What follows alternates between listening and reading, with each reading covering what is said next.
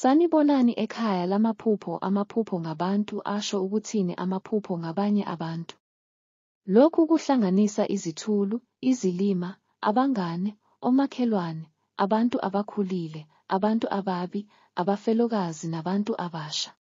Amaphupho ngomlalazi. Uma uphupha ukuthi usebenzisa umlalazi kusho ukuthi uzoba nempumelelo empilweni yakho, nisalelahle.